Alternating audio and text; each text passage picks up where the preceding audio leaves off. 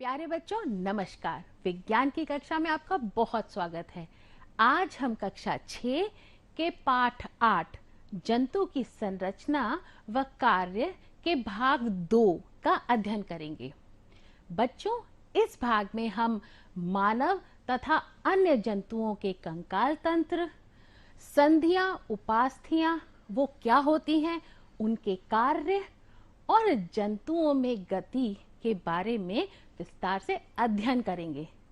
बच्चों, इस भाग को शुरू करने से पहले इसी पाठ के भाग 1 को दोहरा लेते हैं, जहां हमने विभिन्न जंतुओं के आकार प्रकार के बारे में जाना था और विभिन्न अंगों और उनके क्या क्या कार्य होते हैं और ज्ञानेंद्रियों के बारे में विस्तार से अध्ययन किया था। तो चलिए बच्चों शुरू करते हैं। बच्चों, आपके आसपास बाग बगीचे नदी तालाब तो जरूर होगा, मैदानी क्षेत्र और जंगल भी होगा जहां आप घूमने जाते होंगे और वहां आपने विभिन्न प्रकार के जंतुओं को देखा होगा, कुछ छोटे कुछ बड़े। जैसा हमने पहले पाठ में जाना था कि पृथ्वी पर सबसे बड़ा जंतु कौन सा होता है, सोचिए सोचिए। बिल्कुल सही, वो होता है ब्लू व्हेल, जो समुद्र में पाई जाती है। और ऐसे ही हमने बहुत छोटे जंतुओं के बारे में भी जाना था, जो इतने छोटे होते हैं जिन्हें सूक्ष्म जीव कहा जाता है, और उन्हें हम किसके द्वारा देखते हैं? बिल्कुल सही, सूक्ष्मदर्शी यंत्र के द्वारा हम उन्हें देखते हैं। फिर हमने विभिन्न आकार के जंतुओं के बारे में जाना कि कुछ जंतु अकशेरुकी होते हैं और कुछ कशेरुकी। तो अकशेरुकी जंतु कौन से होते हैं? सोचिए सोचिए। बिल्कुल सही, जिनमें रीढ़ की हड्डी यानी कशेरुकदंड नहीं पाए जाते, और जिनमें पाया जाता है वो कौन से प्राणी होते हैं? वो कशेरुकी प्राणी होते हैं। उसके बाद हमने जंतुओं के विभिन्न अंग और उनके कार्यों के बारे में जाना। तो वो कौन कौन से थे? जैसे कि पाचन अंग। तो पाचन अंग के बारे में हमने जाना कि हमें नियमित रूप से पहले तो भोजन करना चाहिए, क्योंकि उससे में बहुत सारी ऊर्जा मिलती है। और पाचन अंग के बारे में जाना कि पाचन अंग हमारा मुख से शुरू होता है, मुख से लेके गुदा तक। इसे आहार नाल कहते हैं, जो कि तकरीबन 9 मीटर लंबी होती है। फिर हमने श्वसन अंग के बारे में जाना, जो कि विभिन्न जंतुओं में विभिन्न श्वसन अंग होते हैं। जैसे मछलियों में गिल्स होते हैं, और कीट पतंगों में वायु नलिकाएं होती हैं, और मनुष्य में फेफड़े होते हैं। फिर हमने जाना हृदय के बारे में कि मनुष्य के हृदय के 4 कक्ष होते हैं, 2 अलिंद और 2 निलय। और हमने रक्त के बारे में भी जाना था बच्चों कि रक्त 2 प्रकार का होते हैं। कौन कौन से? अशुद्ध रक्त और शुद्ध रक्त। तो सोचकर बताइए, अशुद्ध रक्त में क्या होता है? बिल्कुल सही, उसमें कार्बन डाइऑक्साइड मिला होता है। और फिर उसका शुद्धिकरण कहाँ होता है? बिल्कुल सही, उसका शुद्धिकरण फेफड़ों में होता है, और फिर उस रक्त में ऑक्सीजन मिल जाता है। अब ये रक्त शुद्ध हो जाता है और हमारे विभिन्न अंगों तक हृदय के द्वारा पहुंचाया जाता है, पंप किया जाता है। फिर हमने उत्सर्जन अंगों के बारे में जाना, वृक्क के बारे में जाना, यानी किडनीज के बारे में जाना। और हमने जाना कि किडनी के क्या क्या कार्य होते हैं? रक्त को छानने का कार्य, यानी अपशिष्ट पदार्थों को रक्त से बाहर निकालने के कार्य को किसके द्वारा किया जाता है? वृक्क के द्वारा किया जाता है। और यदि वृक्क, किसी भी व्यक्ति के दोनों वृक्क यानी किडनी खराब हो जाए, तो वही काम मशीनों के द्वारा किया जाता है, जिसे डायलिसिस कहते हैं। उसके बाद हमने जनन अंग, यानी कि हर जीव अपने समान जीवधारियों को उत्पन्न करने की क्षमता रखते हैं, इसे प्रजनन कहते हैं। और जो अंग प्रजनन में मदद करते हैं उन्हें जनन अंग कहते हैं। फिर हमने मस्तिष्क और नाड़ियों यानी तंत्रिका तंत्र के बारे में जाना कि तंत्रिका तंत्र मस्तिष्क, रीढ़ रज्जु और तंत्रिकाओं से मिलकर बनी होती हैं, जो कि कैसी कोशिकाओं से होती हैं? बिल्कुल सही, वो बहुत लंबी कोशिकाएं होती हैं, जो एक तरफ से संवेदनाओं को ग्रहण करती हैं और दूसरी छोर से संदेश को आगे भेजती हैं। फिर हमने ज्ञान इंद्रियों के बारे में जाना, यानी ऐसे संवेदी अंग जो हमें सुनने, देखने और महसूस करने, रंग, स्वाद, गंध के बारे में जो अंग हमें बताते हैं, उनके बारे में हमने जाना। और मनुष्य में विभिन्न ज्ञानेंद्रियां हैं, कान, आँख, नाक, जीभ और त्वचा, और इनके अलग अलग जो इनके कार्य हैं उसके बारे में हमने विस्तार से जाना। और ये बहुत रोचक भाग था, क्योंकि इसमें हमने अपने बारे में जाना था कि हमारे कौन कौन से अंग होते हैं और उनके क्या कार्य होते हैं। तो चलिए बच्चों, अब हम आगे बढ़ते हैं और आज के इस भाग के बारे में विस्तार से जानते हैं। बच्चों, आज के भाग में हम मानव तथा अन्य जंतुओं के कंकाल और संधि, उपास्थि, उनके क्या क्या कार्य होते हैं उनके बारे में, और जंतुओं की गति के बारे में विस्तार से जानेंगे। चलिए बच्चों, शुरू करते हैं। अब आप ये सोचिए कि मकान बनाने से पहले हम पिलर बनाते हैं, और पिलर किस चीज से बनते हैं? बिल्कुल सही, पिलर सीमेंट, बालू, सरिया, ईंट आदि, इन सब चीजों से पिलर बनाए जाते हैं। और पिलर बनने के बाद मकान का ढांचा तैयार होता है और फिर मकान बनाया जाता है। बिल्कुल इसी प्रकार से जंतुओं में भी जंतुओं को निश्चित आकार और आकृति देने के लिए शरीर में एक ढांचा होता है जिसे कंकाल तंत्र कहते हैं। और बच्चों, यदि वह कंकाल तंत्र न हो तो जंतु सिकुड़ कर एक मांस के टुकड़े जैसा हो जाएगा। उसकी कोई आकृति नहीं होगी और कोई आकार नहीं होगा, क्योंकि उसके अंदर ढांचा मौजूद नहीं होगा। तो ये आप याद रखिए कि एक निश्चित आकार और आकृति के लिए कंकाल तंत्र होना आवश्यक है। तो मानव कंकाल तंत्र देखिए, ये अलग अलग अस्थियों से मिलकर बना है।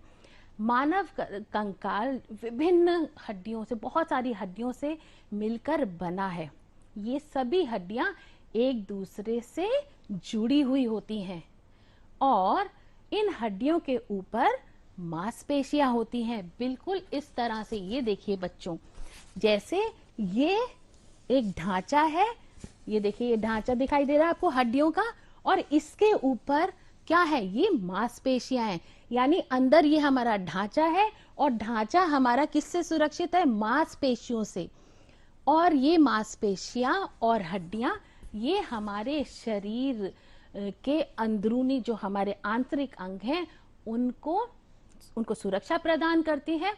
और उसके साथ साथ ये मांसपेशियां हड्डियों के जो जोड़ हैं उनको हिलने डुलने में सहायता प्रदान करती हैं। तो अब हम बात करते हैं मानव के कंकाल की, कि मानव का कंकाल ये हड्डियों का ढांचा है। तो मानव में कितनी हड्डियां होती हैं? तो बच्चों, इसको आप याद रखिए कि मानव में कुल 206 हड्डियां यानी अस्थियां होती हैं। अब हम विस्तार से कंकाल के बारे में जानेंगे। तो बच्चों, ये एक फ्लो चार्ट है। अब हम बात करते हैं कंकाल के बारे में। तो शरीर में उपस्थिति के आधार पर कंकाल दो प्रकार के होते हैं। बाह्य कंकाल यानी कि त्वचा के ऊपर वाला हिस्सा, बाह्य का अर्थ भी ऊपर होता है, और त्वचा के भीतर होता है अंतः कंकाल, यानी कि तो शब्द से ही पता चल रहा है, बाह्य मतलब बाहर और अंतः माने अंदर। तो त्वचा के बाहर के हिस्से पे जो कंकाल होता है उसे बाह्य कंकाल कहते हैं, जैसे कि हमारे नाखून, हमारे बाल, और आपने जानवरों में देखा होगा सींग, खुर, ये सब बाह्य कंकाल के उदाहरण हैं। अब हम बात करते हैं अंतः कंकाल की, यानी कि त्वचा के अंदर पाए जाने वाले कंकाल के बारे में। उसे कहते हैं अंतः कंकाल, जो कि मानव की अगर बात करें तो कितनी अस्थियों से मिलकर बना होता है? बिल्कुल सही, 206 अस्थियों से मिलकर बना होता है। अंतः कंकाल दो भाग में विभाजित होता है। कौन कौन से हैं वो दो भाग? पहला है अक्षीय कंकाल। अक्षय कंकाल 80 अस्थियों यानी 80 हड्डियों से मिलकर बना है। और दूसरा है अनुबंधीय कंकाल, जो कि 126 अस्थियों से मिलकर बना है। अब बच्चों 80 को 126 के साथ यदि हम जोड़ दें तो कितने अस्थियां बनेंगी? बिल्कुल सही, 206 अस्थियां, जो कि हमने अभी बात की थी कि मानव कंकाल 206 अस्थियों से मिलकर बना होता है। अब हम बात करते हैं अक्षीय कंकाल की, जो कि 80 अस्थियों से यानी 80 हड्डियों से मिलकर बना है। अक्षीय कंकाल के अंतर्गत आता है खोपड़ी, कशेरुक दंड और उरोस्थि तथा पसलियां। आप बिल्कुल परेशान, खोपड़ी तो आपको समझ में आ गया होगा, कशेरुक दंड ये भी आपको समझ में आ गया कि रीढ़ की हड्डी के बारे में बात कर रहे हैं, उरोस्थि ये थोड़ा नया शब्द है, और पसलियां ये तो आप जानते ही हैं, पसली पिंजर, पर हम इसको विस्तार से पढ़ेंगे इसलिए आपको बिल्कुल घबराने की जरूरत नहीं है। उसके बाद अनुबंधीय कंकाल, जो कि 126 अस्थियों से मिलकर बना होता है, इसके अंतर्गत बच्चों आती हैं मेखलाएं। ये भी एक नया शब्द है, लेकिन जब आप इसको पढ़ेंगे तो ये आपको बहुत इंटरेस्टिंग लगेगा। मेखलाएं और हाथ और पैर की अस्थियों के बारे में जानेंगे, तो है ना ये बहुत इंटरेस्टिंग। हमें ये याद हो जाएंगे कि हमारे शरीर में किस किस प्रकार की हड्डियां और उनके क्या क्या नाम हैं। अब हम इनको बच्चों एक एक करके इनके बारे में जानते हैं। सबसे पहले हम बात करते हैं खोपड़ी की।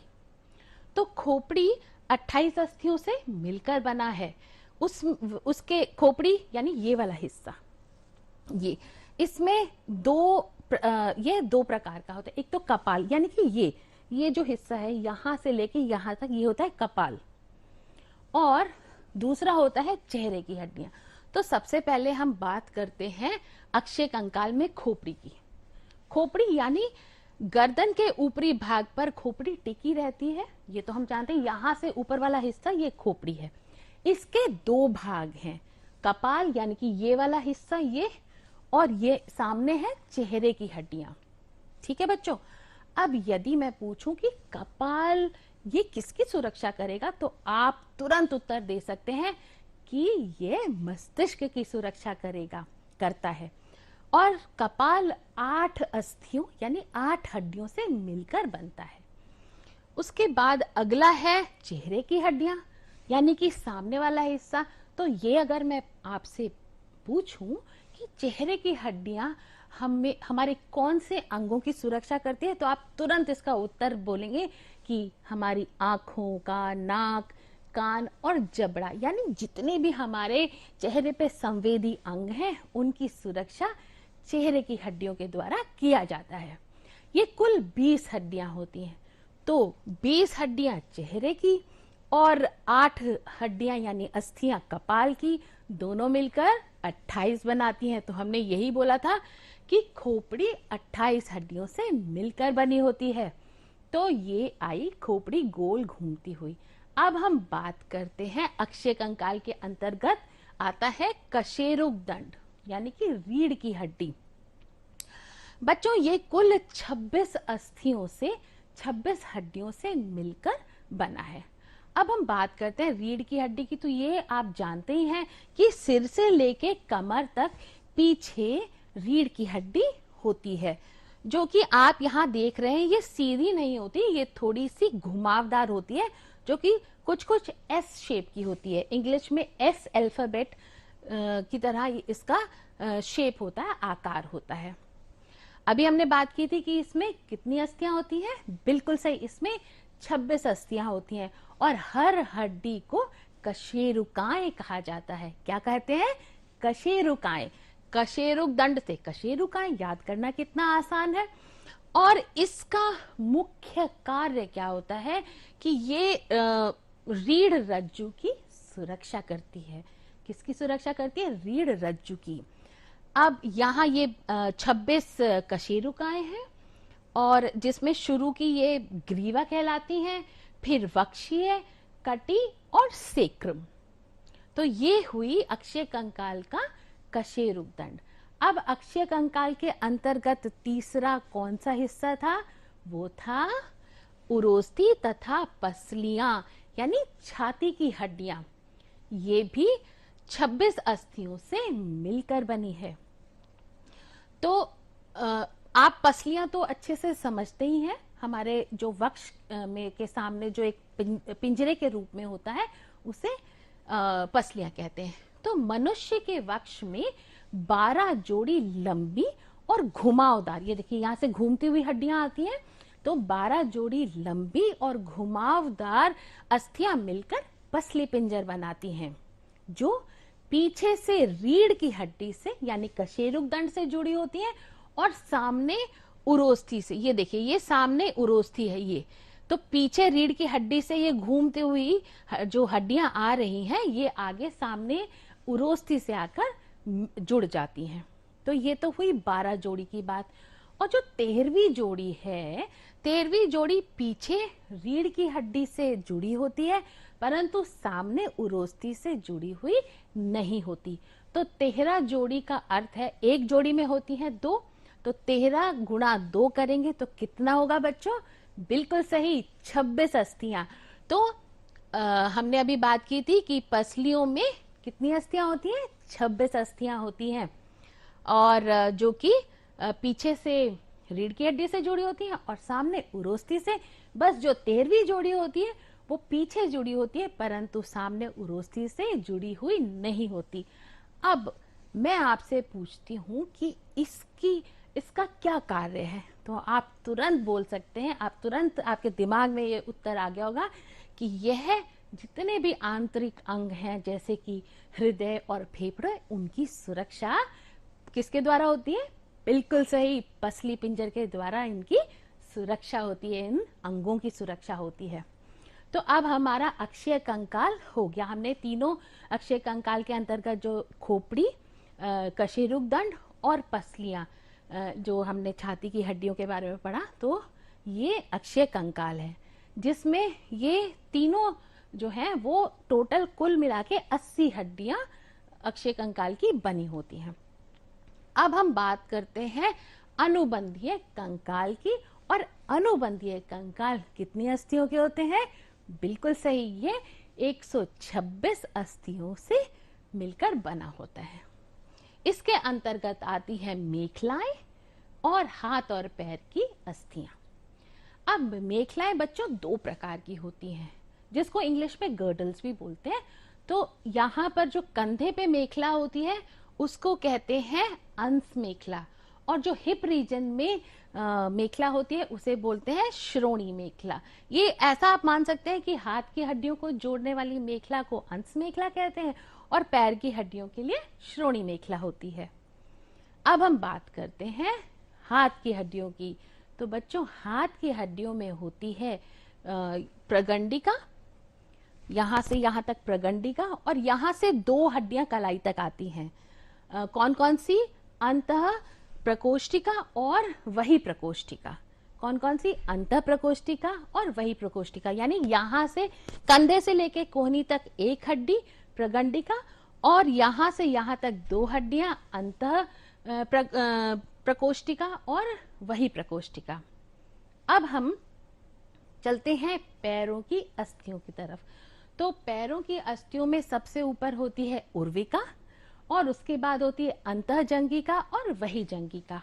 और बच्चों ये जो उर्विका है इसको इंग्लिश में फीमर बोलते हैं, जो कि मानव शरीर की सबसे बड़ी लंबी हड्डी होती है।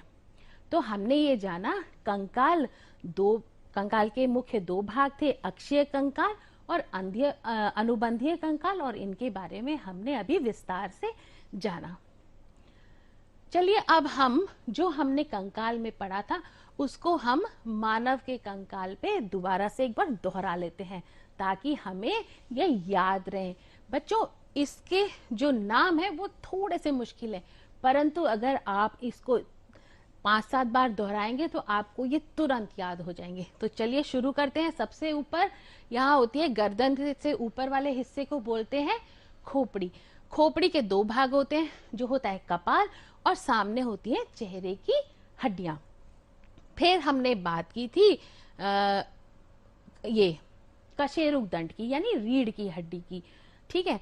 रीढ़ की हड्डी के बाद आती हैं पसलियां, जो कि 12 जोड़ी ऐसी होती हैं जो पीछे रीढ़ की हड्डी से जुड़ी होती हैं और सामने उरोस्थी से, और 13वीं हड्डी पीछे यानी ये वाली रीढ़ की हड्डी से जुड़ी होती है, परंतु सामने उरोस्थी से जुड़ी हुई नहीं होती। उसके बाद हमने बात की थी मेखलाओं की। तो जो यहाँ पर कंधे पे जो मेखला होती है उसे हम क्या कहते हैं? बिल्कुल सही, उसे कहते हैं अंश मेखला।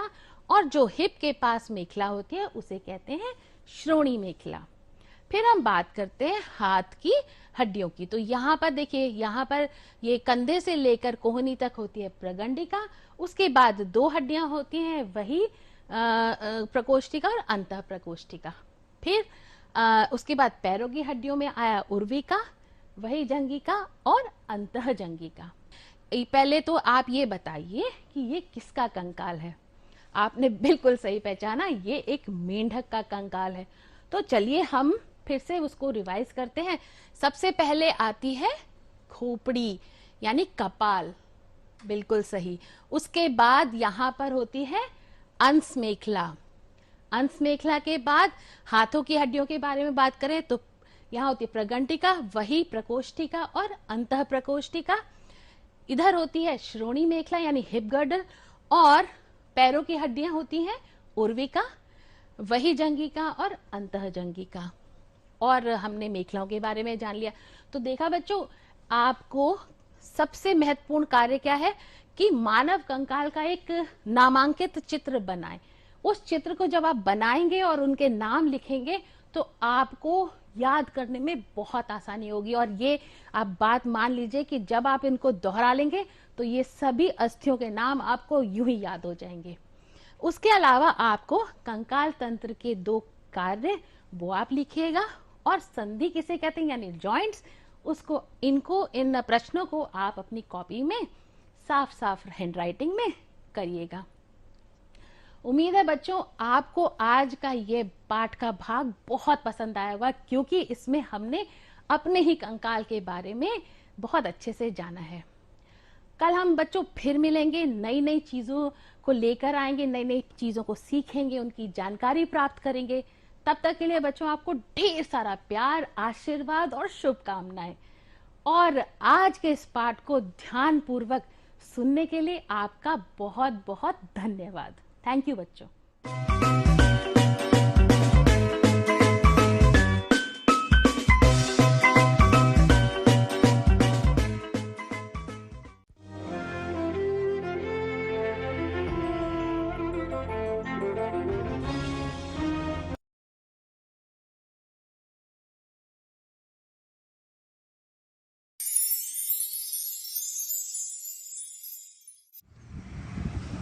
दीदी इस फ्रेश एयर में योगा करके तो कितना अच्छा लग रहा है। हाँ, इसलिए हमें पेड़ लगाने चाहिए। पेड़ों से हमें ऑक्सीजन भी मिलता है। ऑक्सीजन से याद आया, बहुत लोगों को कोरोना में ऑक्सीजन की कमी से प्रॉब्लम हो रही है, पर